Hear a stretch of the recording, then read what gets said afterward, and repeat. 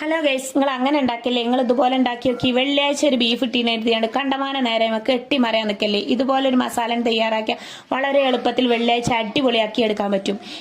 അതായത് കുറെ മസാല നമ്മൾ തയ്യാറാക്കിയെടുക്കാം. മിക്സിന്റെ ജാർക്ക് ഇട്ടാണ്ട് തയ്യാറാക്കിയെടുക്കാം. അതായത് മുളക് പൊടി, മഞ്ഞൾപ്പൊടി, പെരുംജീരകം, മല്ലിപ്പൊടി, പാകത്തിന് ഉപ്പും കൂടി ചേർത്തിട്ട് മസാല കുറെ ഉണ്ടാക്കി വെച്ചാൽ ഓരോ വെള്ളിയാഴ്ച ഒരു പാത്രത്തിൽ തലയിട്ടാൽ മതി എന്നാണ് ചുരുക്കത്ത് പറഞ്ഞു വരുന്നത്. അതായത് മുളക് പൊടിന്റെ, മഞ്ഞൾപ്പൊടിന്റെ, മല്ലിപ്പൊടിന്റെ എല്ലാ പാത്രത്തിലും തലയിട്ട് നീരാൻ പോയാൽ ആ ദിവസം തലയിടാനേ നേരം ഉണ്ടാവുള്ളൂ എന്ന് ഓർമ്മപ്പെടുത്തണേ.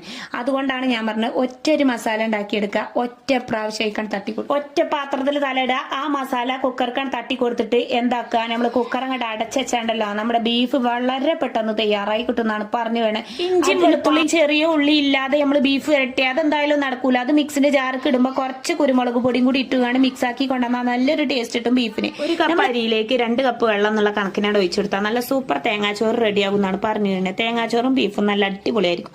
അതിക്ക് 2 പപ്പടം കൂടി ഉണ്ടെങ്കിൽ സൂപ്പർ അടിപൊളി. ഇതിക്ക് കുറച്ച് ഓയിലും കൂടി ഒഴിച്ചെടുത്താൽ കുറച്ചധികം തേങ്ങ, കുറച്ചധികം ഉലുവ, ചെറിയ ഉള്ളിയൊക്കെ ചേർത്തെടുക്കുമ്പോൾ നല്ല ടേസ്റ്റ് ആ തേങ്ങാ ചോറിന്. കുറച്ച് ഓയിലും കൂടി ഒഴിച്ചു കൊടുത്താൽ നല്ലൊരു മീൻസ് അങ്ങോട്ട് കിട്ടും ചോറിന്. പാകത്തിന് ഉപ്പിട്ടെടുത്താൽ ഉപ്പും കൂടി ചെല്ലുമ്പോഴാണല്ലോ തേങ്ങാ ചോറിന് ടേസ്റ്റ്.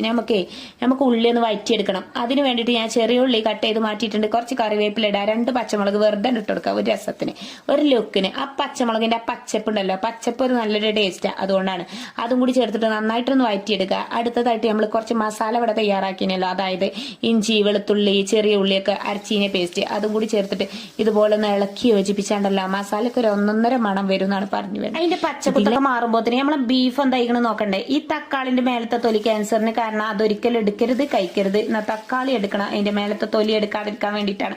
അത് കട്ട് ചെയ്യാതെ ചേർത്തതെന്നാണ് പറഞ്ഞു വരുന്നത്. ആ ബീഫിന്റെ വെള്ളം തീക്ക് ഒഴിച്ചെടുത്തിട്ട് അതിന്റെ പൂർണ്ണമായിട്ടുള്ള ആ പച്ചക്കുത്ത് മാറ്റി കഴിഞ്ഞിട്ട് നമുക്ക് തിരിച്ചിതിലേക്ക് തന്നെ ഒഴിച്ചെടുക്കാന്നാണ് പറഞ്ഞു വരുന്നത്. നമ്മുടെ നല്ല ചട്ടിയൊക്കെ കേക്ക് വൃത്തിയാക്കി കൊണ്ടുവന്നിട്ടുണ്ട്. ആ മസാലയും എല്ലാം കൂടി ഇതിക്ക് ഇളക്കി യോജിപ്പിച്ച് 2-3 തുള്ളൽ അങ്ങോട്ട് തുള്ളിയാണ്ടല്ലോ എന്ത് ടേസ്റ്റ് കയറി. ബീഫിൽ കുറച്ച് അധികം നെയ്യുണ്ട്, അതൊക്കെ നമുക്ക് കോരി അങ്ങോട്ട് ഒഴിവാക്കാൻ. അതും കൂടിയായി നമ്മുടെ ബീഫും തേങ്ങാച്ചോറ് അടിപൊളി ടേസ്റ്റ് ചെയ്യുന്നു. ഒന്ന് ഉണ്ടാക്കി നോക്കി എല്ലാവരും. ഇതുപോലെ ഒരു മസാലയൊക്കെ തയ്യാറാക്കിയിട്ട് ഉണ്ടാക്കി നോക്കുകയാണെങ്കിൽ വളരെ പെട്ടെന്ന് നമ്മളെ ജോലി തീർക്കാൻ പറ്റുന്നതാണ്. പക്ഷേ ചോദിക്കണ ആ തേങ്ങാച്ചോറ് എന്തായിക്കണെന്ന് അതും കൂടി തുറന്നു നോക്കിയിട്ട് വീഡിയോ അങ്ങോട്ട് വൈകിട്ടപ്പോൾ ആ തേങ്ങാച്ചോറ് ഇളക്കടി യോജിപ്പിച്ച് നല്ലൊരു ബീഫ് കറി വെച്ച് 2 പപ്പടം കൂടി ഒടച്ചങ്ങോട്ട് ചേർത്താണ്ടാവില്ല. എന്തൊരു ടേസ്റ്റ് കയറല്ലേ, ഒരു 1.5 ടേസ്റ്റ് കയറി. നല്ല അടിപൊളി ബീഫ് കറിട്ടുണ്ടെങ്കിൽ പിന്നെ പറയണ്ട. Okay, by.